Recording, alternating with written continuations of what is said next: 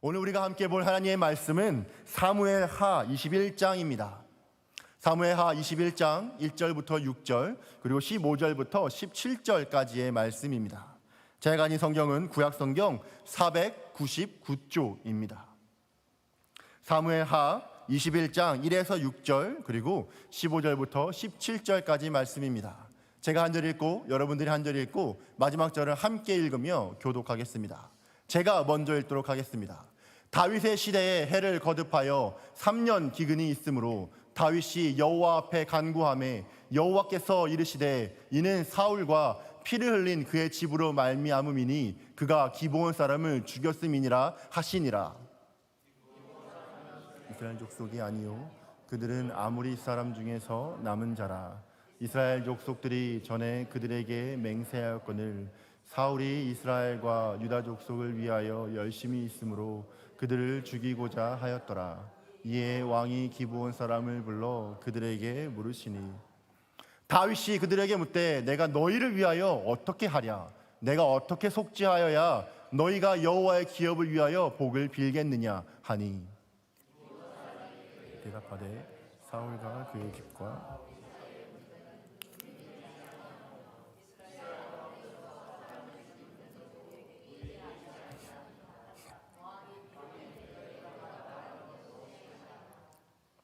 그들이 왕께 아뢰되 우리를 학살하였고 또 우리를 멸하여 이스라엘 영토 내에 머물지 못하게 하려고 모해한 사람에 하신 사울의 고을 기브아에서 우리가 그들을 여호와 앞에서 목매어 달겠나이다 하니 왕이 이르되 내가 내 주리라 하니라. 이어서 15절입니다. 블레셋 사람이 다시 이스라엘을 치거늘 다윗이 그의 부하들과 함께 내려가서 블레셋 사람과 싸우더니 다윗이 피곤하매 세겔되는 노창을 들고 세 칼을 찬 이스비브 놈이 다윗을 죽이려 하므로. 함께 읽겠습니다. 수르야의 아들 아비새가 다윗을 도와 그 블레셋 사람들을 쳐 죽이니 그때 다윗의 추종자들이 그에게 맹세하여 이르되 왕은 다시 우리와 함께 전쟁에 나가지 마옵소서. 이스라엘의 등불이 꺼지지 말게 하옵소서 하니라. 아멘. 우리가 살펴보고 있는 이 사무엘서는 전체적인 내용이 일반적으로 이 시간의 순서대로 이루어지고 있습니다. 이 사무엘 선지자의 탄생, 그리고 성장, 그리고 성장한 후에 그의 사역, 그리고 이어서 하나님께서 이스라엘의 왕으로 사울을 삼는 것, 그리고 이 이후에 사울과 다윗의 서사로 사건이 이어지고 이어서 다윗이 왕이 됨, 그리고 이스라엘 왕국을 통일하는 내용까지로 마무리가 되어집니다. 그런데요, 이 성경은 참 재미있게도 때때로는 이 앞에 있었던 사건의 이야기들이 뒤에서 다시 한 번 더 이야기를 하는 경우들이 있습니다. 바로 오늘 본문인 이 사무엘하 21장부터 마지막 장인 24장까지의 말씀이 그렇습니다. 일종의 이 사무엘하에 마치 별책 부록처럼 뒤에 이어져서 이야기가 전개되고 있는데요. 20장에서 다윗이 통일 왕국으로 이렇게 일들이 마무리되어지는데 그 와중에 꼭 필요하다고 생각되어지고 여겨지는 이 메시지를 따로 떼어다가 맨 뒤에 갖다가 붙인 것입니다. 우리도 무슨 이야기를 하다가 그 얘기를 더 잘하고 싶거나 더 잘 마무리를 하고 싶어질 때에 이렇게 말하기도 하잖아요. 그 왜 있잖아, 몇 년 전에 우리가 수련회 갔었는데 그때 이렇게 하나님이 역사해 주셨었잖아. 그때 우리가 그렇게 해서 하나님을 경험했었잖아. 이렇게 말을 하면서 성경을 마무리를 하고 있는 그런 느낌적인 느낌인 것입니다. 오늘 본문에는 다윗이 이 직면한 3년 동안의 가뭄, 그리고 블레셋 사람들 사이에서의 전쟁의 문제들을 이야기를 하고 있습니다. 이를 통해서 하나님께서 온 우주와 역사의 만물의 주인이시라는 것, 그리고 그들의 백성에게는 은혜와 평강을 주시며 늘 보호하여 주신다는 그 주제를 다시 한 번 더 이 책을, 성경을 읽는 사람들에게 일깨워 주고자 하는 것입니다. 또한 그 모든 어려움 가운데서도 하나님께서 다윗을 어떻게 보호하시고 어떻게 이끌어 가시는지를 보여주기 위해서 이러한 21장부터 24장까지의 이야기가 기록되어져 있는 것이지요. 비록 시간의 순서와 상관없이 기록되었고 각자의 이야기들이 다른 시간대에서 장르가 좀 이렇게 저렇게 섞여서 있기는 하지만, 그럼에도 불구하고 이 사무엘서의 전체적인 흐름, 그리고 전체적인 내용인 하나님의 주권, 그리고 그 안에서 하나님이 이스라엘 백성들과 다윗을 어떻게 인도하고 있는지에 대해서 아주 조화롭게 그리고 아름답게 이야기를 전달해 주고 있는 것입니다. 그래서 저는 오늘 여러분들과 함께 주신 이 귀한 하나님의 말씀을 통하여서 일어나 우리 같이 언약을 누리자라는 제목으로 함께 하나님의 말씀 식탁을 나누어 보고자 합니다. 그렇다면 이 삶의 일상에서 하나님의 언약을 누리는 성도는 어떤 사람일까요? 첫 번째로 하나님의 언약을 소중히 여기는 사람이 하나님의 은혜를 누리는 성도입니다. 먼저 이스라엘에 3년간의 기근이 있었다고 성경은 이야기를 합니다. 이에 다급해진 다윗은 하나님 앞에 나아가서 간구를 하는데, 하나님께서는 사울이 기브온 사람들의 피를 흘렸기 때문에 일어난 일이다 라고 이야기를 해 주십니다.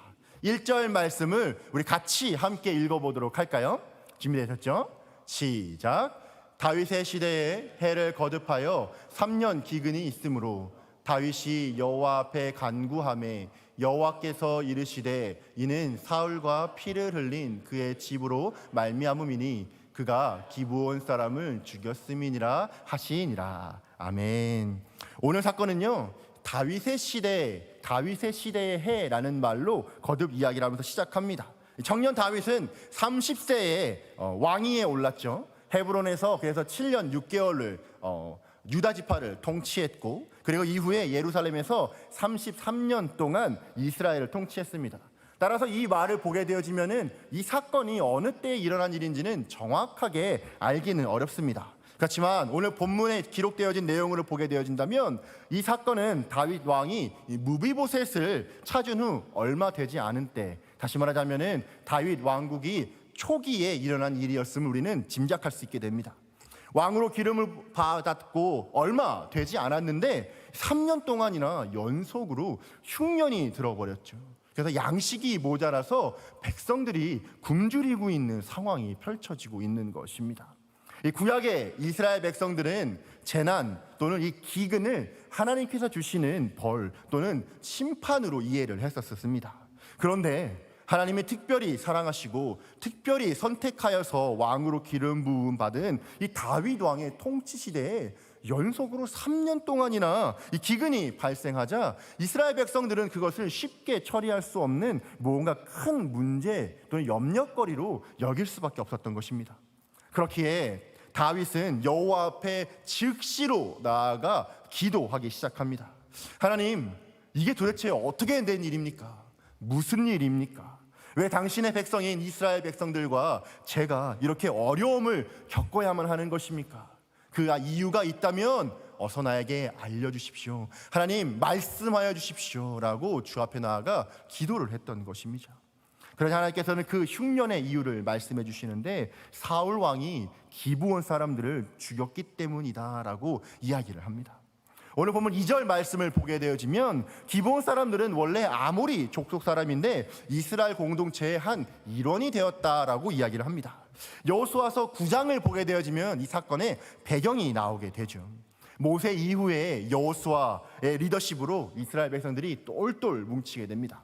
그리고 가나안 땅에 들어갔는데 정말이지 놀랍게도 하나님의 도우심으로 그 견고하다고 여겨지던 여리고성을 단숨에 진압합니다. 그리고 이어서 아이성까지 함락하면서 아주 파죽지세로 연승을 거두고 있었죠. 그 주변의 아모리 족속인 히위 사람들이 이 소식을 듣고 두려움에 빠지고 겁을 잔뜩 먹게 됩니다. 바로 이 사람들이 기브온 사람들입니다. 바람 앞에 등불처럼 이 자신들의 목숨이 위태로워지자 그들은 한 가지 꾀를 내기 시작합니다.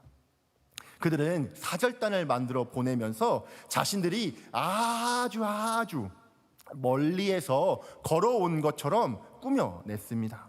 낡고 찢어진 옷을 입고 있었고 여기저기 헤어진 신발을 신고 곰팡이가 핀 음식을 보여주면서 우리는 이렇게 멀리서 온 민족인데 당신들의 하나님, 위대하신 하나님에 대한 소문을 내가 들었다. 내가 이제는 당신들과 함께 당신의 여호와 하나님을 함께 섬기기를 원하니 우리와 함께 언약을 맺읍시다 라고 이야기를 하는 것이죠. 하나님께서는 사실 가나안 땅에 들어가게 되어지면 이방인 민족들하고는 어떠한 언약도 조약도 맺지 말라라고 명령을 해 주셨는데, 순간 마음이 교만해진 이스라엘 백성들은 어떻게 하게 되죠? 네, 그들과 하나님께 묻지 않고 그들과 함께 덜컥 평화 조약을 맺게 됩니다. 사흘 후에 자신들이 속았다는 것을 알았지만 이미 하나님의 이름으로 언약을 했기 때문에 책임을 져야만 했죠. 그래서 이 기브온 사람들이 이스라엘 가운데 함께 살게 된 것입니다. 그런데요, 사울 시대 때 이 이스라엘을 위한다는 맹목적인 열심으로 이 사울이 기브온 사람들을 학살하는 사건이 일어나게 된 것입니다. 사울은 하나님을 경외하기보다는 사람들에게 인기를 얻고 싶어 했고, 그렇게 해서 자신의 입지를 다지려는 사람이었고, 다분히 정치적인 사람이었습니다. 자신의 입지가 조금씩 위태로워지고 나라의 사정이 복잡해지고 여기저기서 침략을 받게 되자, 그런 이스라엘 백성들에게 인기와 지지를 얻을 수 있는 가장 좋은 명분으로 이 기브온 사람들을 학살하고 정벌해야겠다라고 결정을 내린 것입니다. 왜냐하면 이방 민족을 쫓아낸다는 명목으로 이 이스라엘이 가진 한 민족으로서의 기반을 공고히 하고 왕으로서의 입지를 세우기 위함이었습니다. 뿐만 아니라 가나안 족속을 모두 다 내쫓으라는 하나님의 명령을 우리가 이제는 지키자라는 그런 신앙적인 차원으로도 이스라엘 백성들을 독려했던 것이죠. 그러나 그것은 사울에게 있어서 큰 잘못이었습니다. 무엇보다 이스라엘의 선조들이 기브온 사람들과 하나님 앞에서 이미 체결을 맺었고 언약을 맺었는데, 그것을 사울이 자기 마음대로 멋대로 파기해버린 일이었기 때문이었습니다. 사울은 하나님의 이름을 기쁘시게 하겠다고 하는 욕심을 가지고 있었지만, 그렇기는커녕 오히려 자신의 욕망, 자신의 그릇된 열심으로 오히려 큰 잘못을 저지르게 되었고 하나님 앞에서 범죄하게 된 것입니다. 그렇기에 다윗은 이제 기브온 사람들을 불러서 이야기를 하기 시작합니다. 3절 말씀은 이렇게 기록을 합니다. 여러분의 목소리를 한번 읽어봐 주시겠습니까? 21장 3절입니다. 시작.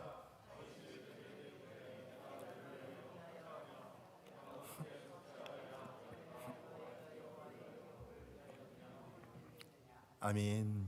여기서 속죄하여야 하리라 라고 하는 히브리어의 원 단어는 카파르입니다. 이 말은 덮다 또는 이렇게 가리다 라는 뜻을 가지고 있습니다. 다시 말해서 다윗은 이렇게 묻고 있는 거예요. 기브온 사람들아, 내가 너희들에게 어떻게 해주어야 하나님 앞에서 우리 이스라엘의 죄가 가려질 수 있겠느냐, 이야기를 해줘라 라고 묻고 있는 것입니다. 다윗은 비록 자신이 직접적으로 지은 죄는 아니었다 할지라도 이스라엘이 기브온과 맺은 언약을 깨트린 셈이었기 때문에 직접 나아가서 다윗이 이스라엘의 왕으로서 언약의 회복을 위해 용서를 구하고 빌고 있는 것입니다. 그러자 기브온 사람들이 이렇게 이야기를 합니다. 왕이시여, 이 일은 어떤 물질이나 금과 은에 관련된 것이 아닙니다. 뿐만 아니라 우리가 어떠한 복수의 문제가 아닙니다. 바로 당신의 조상들과 우리 조상이 하나님 앞에 맺었던 언약에 관련된 것입니다. 이 언약을 다시 한번 회복하여 주십시오라고 기브온 사람들이 이야기를 하고 있는 거예요. 그러면서 언약을 깬 사울의 자손 중에 7명을 내어 달라고 이야기를 합니다. 다윗은 이스라엘의 왕으로서 사울의 후손 중 7명을 기브온 사람들에 내어주게 되었고 결국 그들은 죽임을 당하게 됩니다. 그런데 성경은요, 여기서 그 이후에 그치지 않고 한 여인의 모습을 또 이야기를 해주고 있는데요, 사무엘하 21장 10절에서는 이렇게 이야기를 합니다. 제가 한번 읽어볼게요. 아야의 딸 리스바가 굵은 배를 가져다가 자기를 위하여 바위 위에 펴고 곡식 빼기 시작할 때부터 하늘에서 비가 시체에 쏟아지기까지 그 시체에 낮에는 공중의 새가 앉지 못하게 하고 밤에는 들짐승이 범하지 못하게 한지라. 아멘. 그 여인의 이름은 아야의 딸 리스바라고 합니다. 그녀는 사울 왕의 첩이었습니다. 혹시 여러분들 이스보셋을 기억하십니까? 사울이 죽고 아브넬이 군대 장관으로 실권을 잡으면서 이 북이스라엘의 왕으로 세운 사람이 바로 이스보셋입니다. 그 사람은 사울의 아들이었죠. 이 이스보셋의 어머니가 바로 오늘 이야기의 주인공인 바로 리스바입니다. 아브넬이 실권을 쥐고 악하게도 이 사울의 첩이었던 이스보셋의 어머니였던 리스바를 범하게 됩니다. 안타까운 사건이었죠. 더욱이 이제는 그 말년에 두 아들까지도 잃어버렸으니 참으로 기구하고 슬픈 인생이었습니다. 그럼에도 그녀는 죽임당한 이 아들을 위해서 끝까지 그 아들의 마지막을 지키는 모습을 보여주고 있습니다. 이에 그 소식을 들은 다윗은 요나단과 또한 아버지 사울의 뼈와 함께 그 7명의 뼈를 모아서 사울의 아버지인 기스의 묘에 함께 장사를 지내주게 됩니다.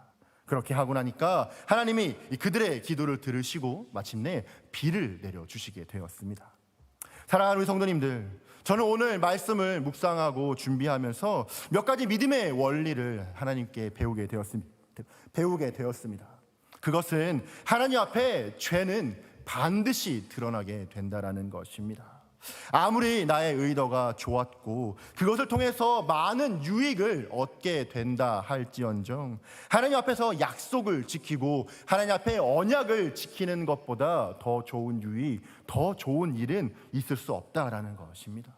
겉으로는 정의로운 모습을 보여주고 있는 것처럼 보여도 그 일을 통해서 하나님의 성품 그리고 그 안에 있는 하나님의 언약을 지키지 못하고 드러내지 못한다라면 그것은 잘못된 열심, 즉 방향이 없는 질주가 될 수가 있는 것입니다. 그렇게 우리는 그때마다 반대정신을 발휘하면서 과감하게 그 폭주를 우리는 멈출 수 있어야만 하는 것이죠. 이스라엘을 대표로 하고 있었던 이 여호수아와 기브온 사람들이 평화 조약을 맺었음에도 불구하고 이스라엘의 사울 왕은 자신의 욕심으로 인하여서 기브온 사람들을 죽여버렸고 하나님 앞에 죄를 범하게 되었습니다. 그리고 결국에는 그 죄가 오랜 시간이 흐른 이때라도 반드시 드러나게 되었던 것이죠. 그런데요, 하나님께서 이 일들을 다루시는 방법이 너무도 신묘막측합니다. 놀랍게도 이 죄가 드러나는 것은 기브온 사람들을 통해서가 아니었습니다. 바로 하나님을 통해서 이 죄가 드러나기 시작합니다. 어떻게 그렇게 하셨습니까? 바로 하나님께서 이스라엘 땅에 3년 동안 비를 주지 아니하시고 흉년을 주시면서 하나님께서 그 죄에 대해서 지적하기 시작하시는 것입니다. 그래서 다윗은 하나님 앞에 나아가 무릎을 꿇었던 것이죠. 그리고 다시 한 번 더 하나님 앞에 나아가 점검받고 다시 회복하기를 원했던 것입니다. 이미 지나가 버린 일이었기 때문에 자칫하면 숨겨지고 은폐되어질 수도 있었던 죄악이었지만 공의로우신 하나님께서는 그것들을 더 밝히 드러내시며 이스라엘 안에 있는 하나님의 언약이 회복되기를 그 누구보다도 바라셨던 것입니다. 또한 성경 말씀을 통해서 발견하게 되는 또 다른 믿음의 원리는 우리가 그 안에서 죄를 자복하고 용서를 구할 때 하나님께서는 죄를 용서하시고 다시 그 언약을 회복시켜 주신다라는 것입니다. 민수기 35장 33절에서는 이렇게 율법은 이야기를 합니다. 여러분들의 목소리 한번 읽어봐 주시겠습니까? 시작. 거주하는 땅을 더럽히지 말라. 피는 땅을 더럽히나니 피 흘림을 받은 땅은 그 피를 흘리게 한 자의 피가 아니면 속함을 받을 수 없느니라. 아멘. 하나님의 언약을 소중히 여기는 다윗은 잘못을 누구보다 빨리 인정하고 기브온 사람들에 나아가 용서를 구합니다. 그리고 다시 한번 언약을 회복하기 위해서 기브온 족속들의 요구를 들어주기로 결정을 하죠. 결국 사울의 후손이었던 7명이 기브온 사람들의 손에 죽음을 맞이하게 되고 그 시체가 매달리게 됩니다. 그런데요, 참 아이러니하게도 그 언약을 회복하는 과정에서 7절 말씀을 보게 되어지면 다윗은 요나단과의 언약을 지키기 위해 그의 아들이었던 무비보셋에게 은혜를 베풀어주고 보호하여서 내주지 않는 모습을 보게 됩니다. 언약 속에 또 다른 언약을 기억하면서 그 언약을 지키고 다시 모든 언약들을 회복하기를 원하는 다윗의 모습을 볼 수 있는 것이죠. 이러한 다윗의 태도는 이스라엘의 왕으로서 무엇보다 하나님 앞에 언약을 맺은 것을 지키며 최선을 다하는 그의 신앙의 태도였었습니다. 사무엘하 21장 1절은 사무엘상 21장은 1절부터 이 언약이라고 하는 주제로 시작해서 계속해서 이 언약에 대해서 그 물꼬가 흐름이 흘러가게 됩니다. 언약을 깼고 재난을 받게 되었고 언약을 지키기 위해서 기브온 사람들을 찾아갔고 또 그 안에서 언약을 또 지키기 위해 무비보셋을 은혜를 베풀고 보호해주는 모습을 보여주는 것이죠. 언약에 따라서 은혜를 또 베풀어 주고 있는 것입니다. 사랑하는 우리 성도님들, 이처럼 하나님은 언약을 지키시는 신실하신 하나님이십니다. 그 언약에서 하나님께서는 우리에게 늘 은혜를 베풀어 주시기를 원하시는 분입니다. 하나님께서 베풀어 주시는 그 은혜의 실체가 바로 언약이라는 것으로 우리에게 드러나는 것이죠. 오늘 본문은 이 언약의 은혜로 다윗과 이스라엘이 회복되면서 기근이 끝마치는 것으로 이야기가 마무리가 됩니다. 네, 그렇습니다. 우리 삶의 영적인 기근도 끝나고 회복될 수가 있습니다. 바로 예수 그리스도의 언약, 예수 그리스도의 그 구원의 피와 그 찢기신 몸을 통해서 우리 역시도 다시 한번 회복해 되어질 수가 있는 것입니다. 그의 구원의 은혜가 우리를 늘 새롭게 하기 때문입니다. 하나님의 사랑과 은혜는 우리 삶의 모든 목마름, 갈증을 해소하게 되고 우리 안에 있는 허덕임을 해결해 주게 됩니다. 하나님은 우리를 구원하시겠다는 그 언약을 기억하셨고 지키시기 위해 독생하시는 아들 예수 그리스도까지도 아끼지 아니하시고 우리를 위해 이 땅에 보내주셨던 것이죠. 하나님의 백성인 영적인 이스라엘인 저와 우리 모든 성도는 그렇기에 이 그리스도로 말미암아서 구원의 약속으로 믿음을 얻게 되고 하나님 앞에 이 구원의 은혜를 서로 나누게 되는 것입니다. 오늘 본문에 앞에 소개했었던 리스바의 모습을 기억하시죠? 저는 오늘 이 리스바의 모습을 보면서 예수님의 마음이 어떠하였을까에 대해서 다시 한번 생각해 보게 되었습니다. 성경은요, 이 리스바가 바위 위에 굵은 배를 펴고 그 위에 깔고 앉아서 희생된 아들들의 시체에 짐승이 덤벼들지 못하도록 밤이건 낮이건 지켰다라고 이야기를 합니다. 그것이 곡식을 베기 시작할 때라고 이야기를 하는데 그때는 보통 대략적으로 4월경입니다. 그리고 그 비가 내리는 시기까지 지켰다라고 하는데 그 비가 내리는 시기는 대략적으로 이스라엘에서는 10월경에 비가 내리기 시작합니다. 그렇게 따지면 대략적으로 6개월 또는 그 이상 자신의 그 자녀들의 시신을 지키면서 밤낮 노력을 했었던 것이죠. 세상에 이런 사랑이 또 어디에 있을 수 있을까요? 점점 부패해가는 썩어가는 자신의 아들들의 시체 옆에서 들짐승들이 그 시체를 상하게 하지 못하게 하려고 밤이건 낮이건 지켜왔었던 그 어머니의 사랑을 볼 수 있게 됩니다. 사랑하는 여러분, 원한을 원한으로 갚을 때 또 다른 원한을 우리는 낳을 수밖에 없습니다. 그래서 저는 이렇게 생각이 되어지더라고요. 기브온 사람들이 그때 하나님을 조금만 더 경외했었더라면 어땠을까? 더 하나님 주신 그 믿음을 발휘해서 주님의 마음을 조금 더 헤아리고 이해했었더라면 어땠을까 하는 생각이 들면서 참 마음이 아파오게 되었었습니다.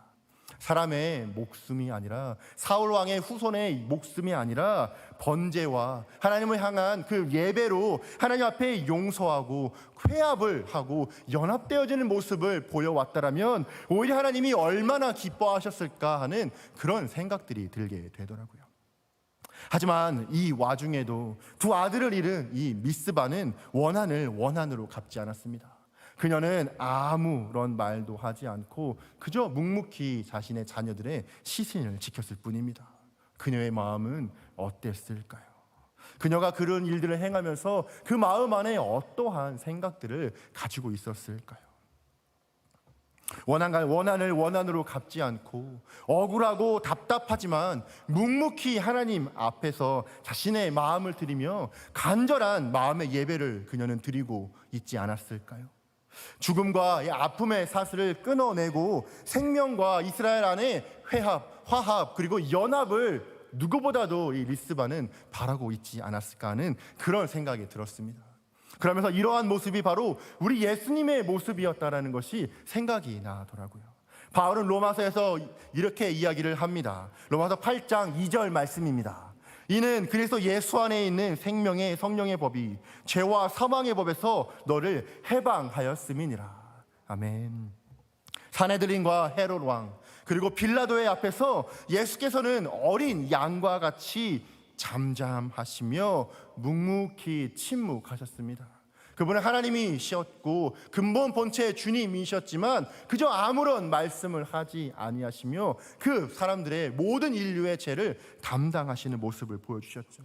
모든 아픔, 모든 수치와 굴욕 속에서도 예수께서는 사망과 죄의 사슬을 깨뜨리기 위하여서 우리에게 새 생명을 주시기 위해 예수님은 묵묵히 아무 말도 하지 않고 침묵하시며 겸손의 왕으로 그렇게 십자가를 지셨던 것입니다. 사랑하는 우리 성도님들, 하나님은 우리가 죄인이었을 때조차도 우리를 향한 당신의 언약 그리고 그 언약을 지키시기 위해 끝까지 신실하게 우리에게 예수 그리스도를 주셨습니다. 그리고 그 예수 그리스도의 언약 안에서 우리를 구원하여 주셨고 우리에게 새 생명을 주었으며 이제는 우리 안에 있는 사망의 법을 깨뜨리고 예수 안에 있는 생명 그 하나님의 나라를 우리에게 부어 주셨습니다. 하나님께서는 언약 안에서 당신의 일들을 신실하게 해 나가시는 것이죠. 그렇게 이제 예수 믿고 구원받은 우리에게도 하나님께서는 그 언약의 말씀 안으로 들어오라고 우리를 초청해 주십니다. 뿐만 아니라 언약을 따라 우리가 하나님의 말씀을 청종하며 살아가라고 오늘 우리에게 명령을 해 주십니다. 저는 우리 미러키 침례교회의 모든 성도님들이 하나님의 말씀과 하나님께서 우리에게 주신 그 약속, 언약들을 소중히 여기시는 백성들로 살아가시기를 진심으로 소망합니다. 신실하게 믿음의 백성으로서 주님을 경외하며 예수께서 우리에게 주신 그 언약의 핏값, 그 찢기신 몸을 우리가 늘 기억하며 하나님께서 우리를 위해 자신의 아들이신 독생자를 주셨던 것처럼 우리 역시도 우리의 마음과 생명과 힘과 뜻을 다해 하나님 앞에 우리의 믿음을 드리며 삶의 예배로 우리 역시도 주님 앞에 그렇게 주의 말씀을 지키고 하나님의 언약 안에서 새롭게 다시 한 번 더 주님의 백성으로 세움받는 우리 귀한 미러키 침례교회 성도님 되시기를 진심으로 축복합니다. 더 나아가서 이제는 삶의 일상에서 어떻게 하면 우리는 하나님의 언약을 누리는 성도가 될 수 있을까요? 둘째로 하나님께서 주시는 승리로 이기는 사람이 하나님의 언약을 누리는 성도입니다. 이스라엘의 숙적이었던 블레셋이 오늘 말씀에 보게 되어지면 다시 쳐들어오게 됩니다. 다윗은 부하들과 함께 나아가서 싸우게 되죠. 정말 그런지 오늘 말씀을 15절 말씀을 함께 보도록 하겠습니다. 한번 여러분의 목소리로 읽어봐 주시겠습니까? 시작.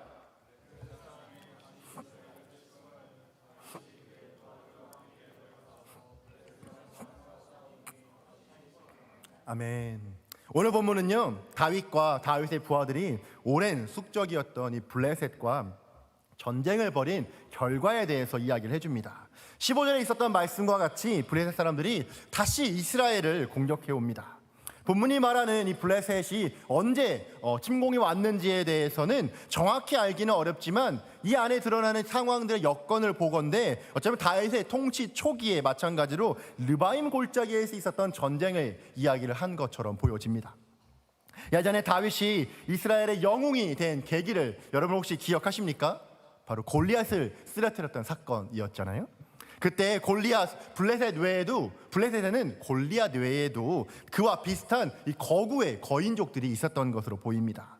이 날도 다윗은 블레셋 사람과 전쟁을 하고 있었는데 몹시 지쳐 있었던 것 같아요. 그때 거인족 중에 한 사람이었던 이스비브놉이 다윗을 공격하게 되었습니다. 그가 들고 있던 이 노창이 대략적으로 무게가 300세겔 된다고 하는데 이것은 오늘날로 바꾸면 3.4kg에 해당합니다. 이 창날의 무게만 3.4kg가 해당하는 것이죠.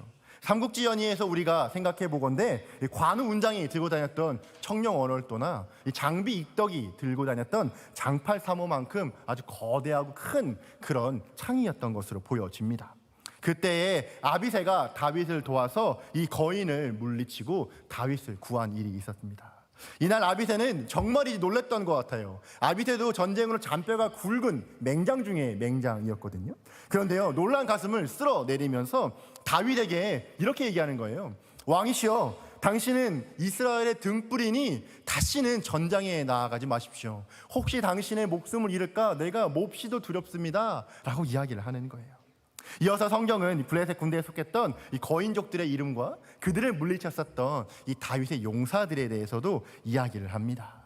다윗의 용사들, 그리고 다윗은 덩치가 거대하고 힘이 많고 무게가 좋은 무기를 들고 있었던 장사들을 물리치는 내용들이 기록되어져 있었죠.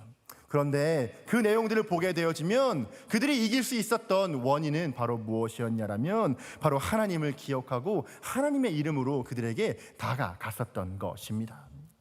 3m에 가까운 어마어마한 키를 가지고 있었던 골리앗을 물리치러 다윗이 그 앞에 나아갔을 때 했던 말을 여러분들 혹시 기억하십니까? 사무엘상 17장 45절에서는 이렇게 기록을 합니다. 제가 한번 읽어보도록 하겠습니다. 다윗이 블레셋 사람에게 이르되 너는 칼과 창과 단창으로 내게 나아오거니와 나는 만군의 여호와의 이름 곧 내가 모욕하는 이스라엘 군대의 이름으로 내게 나아가노라. 아멘. 승리를 주시는 하나님의 이름을 믿으며 달려갔던 이 다윗은 골리앗보다도 더 강력한 적이 있다 할지라도 승리할 수 있었습니다. 어떻게 그렇게 승리할 수 있었을까요? 강하신 용사이신 우리 하나님과 함께 했고 주님의 이름으로 나아갔기 때문입니다.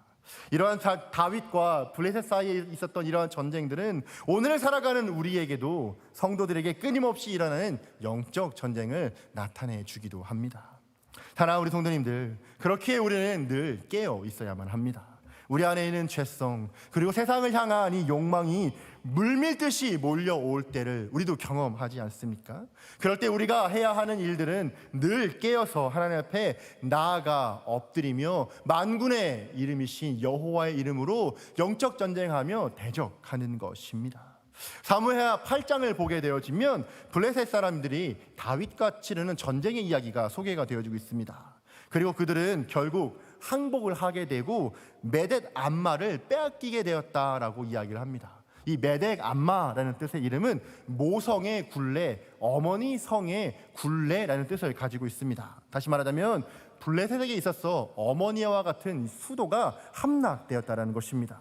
그렇기에 그 이후에 보게 되어지면 블레셋은 더 이상 등장하지 않습니다. 사실상 괴멸된 것이나 진멸된 것이나 마찬가지였죠. 그런데 오늘 이 21장에 다시 한 번 더 블레셋이 일어났다라고 이야기를 합니다. 모든 것이 다 잘 되어가고 있을 때, 평안하게 되어질 때 사람들은 모르게 방심을 하게 됩니다. 긴장의 끈을 풀어놓게 되는 것이죠. 그러나 그때 이미 내 안에서 죽은 줄만 알았던 내 안의 자아가 그때 꿈틀꿈틀 되기 시작한다는 것입니다. 그렇게 사도 베드로는 그의 책에서 이렇게 이야기를 합니다. 베드로전서 5장 8절과 9절 말씀입니다. 제가 한번 읽어볼게요. 근신하라, 깨어라, 너희 대장 마귀가 우는 사자와 같이 두루다니며 삼킬 자를 찾나니 너희는 믿음을 굳건하게 하여 그를 대적하라. 아멘. 아무리 뛰어난 용사라도 전쟁 중에는 지칠 수가 있습니다. 그때가 취약한 때입니다. 적군은 기다리지 않고 그때를 노려서 공격을 합니다. 성도의 영적인 싸움도 마찬가지입니다. 신앙생활을요, 우리가 열심히 하다가 보면 이런저런 이유로 우리도 지치게 되고 약해지는 때가 있기 마련입니다. 뿐만 아니라 우리가 그 안에서 기쁨과 즐거움을 누리는 일도 있기 마련입니다. 그런데요, 사탄은 그럴 때에 우리에게 다가와서 우리를 유혹하며 우리를 공격하고 넘어뜨리려 한다는 것입니다. 그렇기 때문에 이 정도 기도했으면 됐지, 또는 이 정도 사역했으면 됐지, 내가 뭘 더 하랴라고 우리는 방심해서는 안 되는 것입니다. 예수님의 말씀처럼 늘 깨어 있어서 기도해야 합니다. 언제까지 우리가 그렇게 해야 할까요? 바로 예수께서 다시 오시는 그 승리의 날까지 우리는 깨어 기도하는 삶을 계속적으로 살아가야 하는 것이죠. 블레셋 거인들이 아무리 몸집이 크고 배틀같이 큰 창자루를 가지고 휘두르며 남들보다 손가락 발가락이 하나가 더 많은 거인이 와서 위협한다 할지라도 결국 여호와의 이름을 부르는 이스라엘 백성들을 이길 수는 없었습니다. 사랑하는 여러분, 우리도 마찬가지입니다. 저와 여러분의 승리는 우리가 가진 힘, 우리가 가진 능력에 달려 있는 것이 결코 아닙니다. 오직 이미 승리하신 예수 그리스도에게 그 승리가 달려 있다라는 것입니다. 그렇기에 우리보다 먼저 앞장서서 대장 되신 예수님을 우리가 믿음으로 따라가기 시작할 때 예수의 승리가 나의 승리가 될 수 있다라는 것이죠. 예수께서 모든 죄와 사망의 권세를 깨뜨리고 이미 이기셨기 때문입니다. 요한복음에서도 예수님께서는 우리에게 이렇게 말씀을 해주십니다. 요한복음 16장 33절입니다. 여러분의 목소리를 한번 읽어봐 주시겠습니까? 시작. 내가 세상을 이기었노라.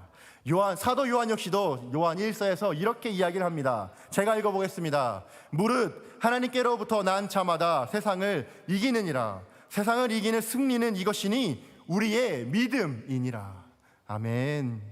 우리 주 예수 그리스도께서 우리의 승리의 깃발이 되어주십니다. 다윗과 그의 용사들이 하나님의 이름을 의지하여서 블레셋의 거인족을 물리쳤던 것과 같이 우리 성도는 오직 예수 그리스도의 이름을 통하여서 그 능력을 힘입어 사단과의 영적인 전쟁에서 우리는 승리할 수 있습니다.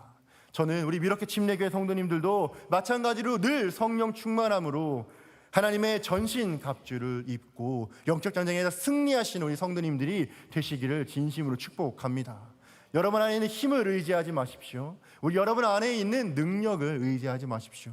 여러분의 마음 속에 새긴 예수님, 그리고 예수님께서 지신 그 십자가의 능력을 의지하십시오. 약함 가운데 강함이 드러나게 됩니다. 죽음을 통해 생명이 드러나게 될 것입니다. 우리는 우리의 힘이 아닌 예수님의 이름으로 나아가기 시작할 때에 우리는 거룩함으로 세상 가운데 나아갈 수 있고 우리는 그 안에서 승리를 경험하게 될 것입니다. 사랑하는 우리 성도님들, 예수 그리스도를 믿는 그 믿음에 우리가 거해야 합니다. 그럴 때 우리는 승리할 수 있다고 성경은 이야기합니다. 여러분 안에 이러한 믿음이 있으십니까? 여러분이 가지고 있는 믿음의 실체는 무엇입니까? 여러분은 어떤 것을 믿으며 어떤 것을 가지고 세상 가운데 나아가십니까? 예수님의 이름, 예수님의 십자가, 그분의 능력이 여러분의 승리가 되기를 원합니다.